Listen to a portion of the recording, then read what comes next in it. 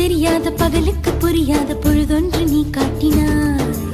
இதயத்தில் நீ இருப்பதனால் நான் தூங்கும் நேரத்தில் என்னுள்ளே தூங்காமல் நெஞ்சுக்குள் வாயாடினாய்.